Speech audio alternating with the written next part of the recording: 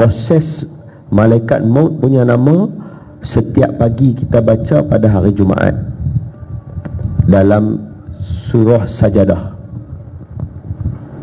Dalam surah Sajadah ayat 11, memang tiap-tiap pagi Jumaat sengaja menjadi sunnah peringat kat kita pasal malaikat maut.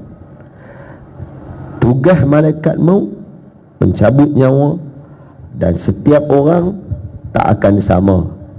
Yang paling mulia baginda para nabi, dan yang lain semua, the rest of us, kita semua sama. Bila proses cabut nyawa, maknanya kita akan masuk ke satu tempat nama alam barzah. Proses cabut nyawa, dia akan bermula daripada kaki, dia naik ke atas,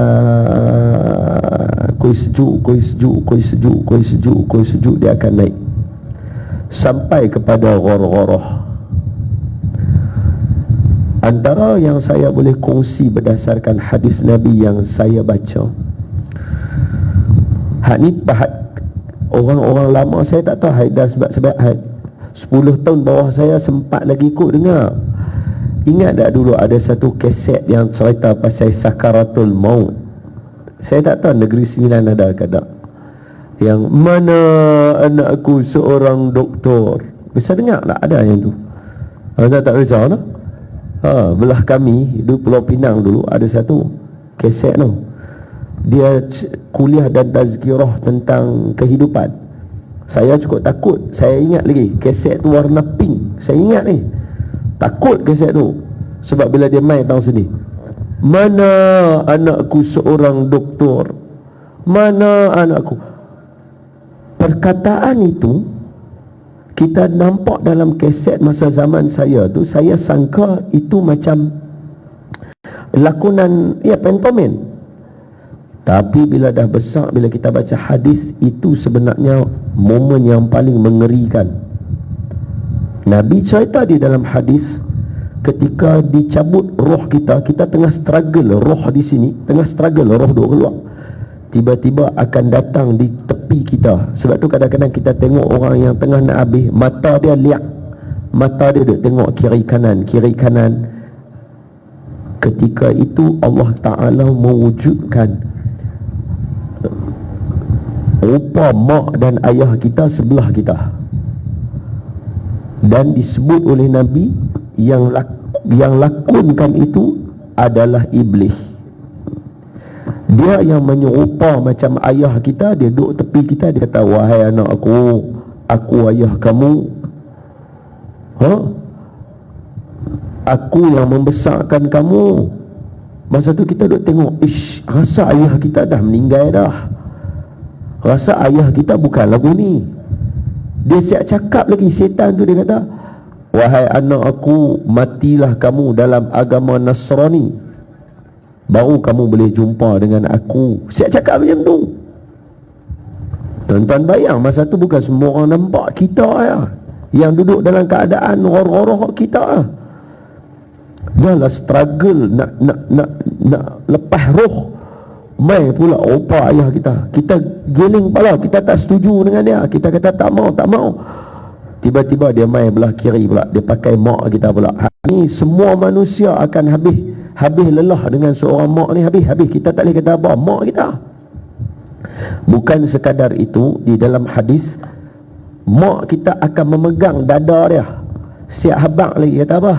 Kamu membesar dengan susu aku ni mak kamu. Kita pun tengok, lepas tak lepas. Kemudian dia kata, matilah kamu dalam agama Yahudi, baru kamu boleh jumpa dengan aku. Bayangkan, sekiranya ketika itu, kita ambil yang Ustaz Haidar sebut tadi, Nabi Habaq, lagu mana kita duduk di dunia, lagu tu lah kita bila nak mati nanti. Sekiranya kita mandikan mak kita, turunkan mak dengan ayah kita dalam liang, semayangkan mereka, atau kita membuat amalan, kita semayang jenazah orang, kita doa mak kita, ajak kita doa, ketika itu inilah bekalan yang ada yang nak bagi tahu, kata, dak, ni bukan mak hang kena ingat betul-betul. Ketika itu bukan calang-calang. Kemudian bila dah jadi lagu tu, mailah satu dialog yang Allah Ta'ala rakamkan dalam Quran. Apa dia? Yang ni bukan kita lah, kita doa bukan kita, amin, bukan kita. Tapi dialog ni ada dalam Quran. Apa dia? Penyesalan orang yang kena cabut nyawa. Bila sampai di sini, ada dialog dia. Dia kata,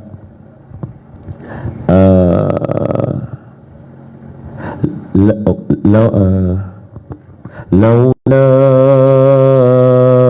akhartani ila ajalin qarib fa asaddaqa wa akum minas salihin. Sadaqallahul azim. Dia kata dekat Tuhan, Tuhan, boleh tak bagi saya hidup sat balik dekat atas muka bumi? Datang sini dialog, siap minta dengan Tuhan. Tuhan, boleh tak bagi saya hidup balik? Tuhan kata, nak buat apa? Dia kata, aku nak minta izin nak bagi sedekah. Ketika itu amalan yang tidak memerlukan apa-apa, hanya seluk poket, ada duit, ambil duit, buh dalam tabung. Itulah yang kita nak sangat-sangat, walaupun sekecil-kecilnya. Bukan nak semayang, patutnya Tuhan bagilah saya hidup balik atas muka bumi sat ya. Sebab apa? Saya nak sujud dekat Allah, percaya dekat Allah. Tapi Allah kata, tak, bukan yang tu dialog dia. Dialog dia, Tuhan bagi saya hidup balik, boleh tak? Boleh. Buat apa? Pasal saya nak bagi sedekah. Tuhan kata tak boleh. Minta nak bagi sedekah. Sedekah ni macam mana? Tak ada apa, ambil, buh, tu ya. Tapi sebab nampak pahala setiap ibadah yang ada tu Allah duk tunjuk, punya nak sangat bagi sedekah. Kemudian roh tadi akan dicabut keluar. Kalau boleh saya rakamkan satu peristiwa yang sentiasa menjadi dambaan. Kisah ni sentiasa ada, walaupun yang jadi ni orang perempuan. Maafkan saya lah, orang lelaki, abang-abang, saya mohon maaf Sebab apa? Sebab orang yang pertama syahid dalam Islam adalah orang perempuan. Dan orang yang wafatnya dalam keadaan Nabi di Isra' Mi'raj kan, kerana terlalu susah hati dan sedih dan stres, Allah nak tenangkan Nabi, buat peristiwa Isra' Mi'raj. Yang menyebabkan Nabi jadi lagu tu adalah seorang perempuan, iaitu Siti Khadijah. Yang syahid Sumayyah. Hebatlah orang perempuan lah. Sebab tu orang perempuan zaman akhir-akhir ni, orang banyak akan rosakkan orang perempuan. Sebab orang perempuan, orang tahu orang perempuan lah yang akan membangunkan bangsa. Bila saya cakap lagu tu, tak nampak kan dia punya synchronize. Orang perempuan lah yang membangunkan bangsa. Tak nampak kan? Kalau sebut dalam bahasa Arab, tuan-tuan nampak. Apa dia? Ummi yang akan membangunkan ummah. Perkataannya sama. Ummi yang akan membangunkan ummah. Sebab tu orang banyak bagi orang perempuan ghalit, bagi orang perempuan lalai, banyak lah. Sebab apa? Orang perempuan lah yang akan membangunkan ummah. Kita orang lelaki tak, kita letak platform, kita buat persiapan. Sebab tu dia ada kuliah muslimah. Mesti Nabi buat khusus untuk orang perempuan kuliah muslimah. Itu sunnah Nabi. Betul. Jadi bersungguh-sungguhlah wahai ibu-ibu dalam membina ummah. Kemudian roh itu dicabut.